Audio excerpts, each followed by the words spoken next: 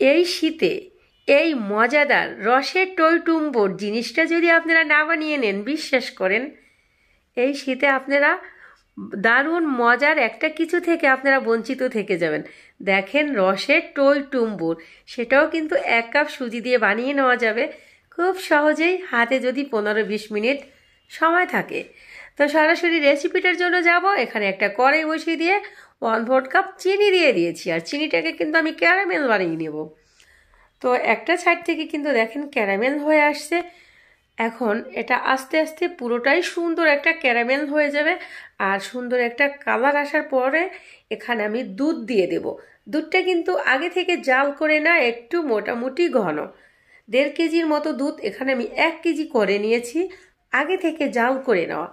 তো দুধটা দিয়ে দিয়েছি, দিয়ে নাড়াচাড়া করে নেব। আর এই ক্যারামেলের দুধের যে সুজির রস বড়াটা খেতে অসাধারণ লাগে। তো এখানে আমি 1/2 চামচ দিয়ে দিয়েছি এলাচের গুঁড়া, যদি এটা না থাকে 2টা এলাচ মুখটা চিড়ে দিয়ে দিবেন। তারপরে সামান্য পরিমাণ লবণ দিয়ে দিয়েছি, আর এখানে আমি দিয়ে দিব চিনি। চিনিটা যার যেরকম পছন্দ সে সেরকম দিতে পারেন। আমি ওখানে কিন্তু 1/2 কাপ চিনি দিয়ে দিয়েছি। তো দুধটা জাল করে নিয়ে চুলাটা আমি কমিয়ে রেখে দিয়েছি। এখন এখানে সরাসরি রেসিপিটার জন্য এখানে আমি একটা বাটি নিয়ে নিয়েছি, আর বাটিতে 2টা ডিম ভেঙে নিয়ে লবণ দিয়ে দিয়েছি। তো লবণটা দিয়ে দেখেন হ্যান্ড উইংস দিয়েও করতে পারেন, যাদের হাতের কাছে হ্যান্ড উইংসটা নাই ওদের জন্য কিন্তু আমি এটা কাঁটা চামচ দিয়ে করে নিচ্ছি।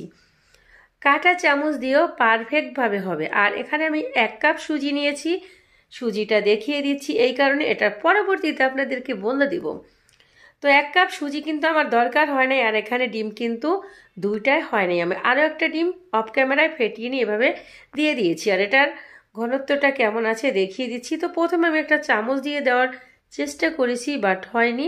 তারপর আমি হাত দিয়েই দিয়ে দিচ্ছি। এই যে পিঠাগুলো দেখতে একটু খারাপ দেখতে দেখালো, এটার টেস্ট কিন্তু অসাধারণ। যখন দুধে ভিজাবেন তখন দেখতে খুবই সুন্দর লাগবে, আর সৌন্দর্যের কাজ কি, তাই না? খেতে যদি টেস্টি হয়, এটা খেতে অসাধারণ টেস্ট।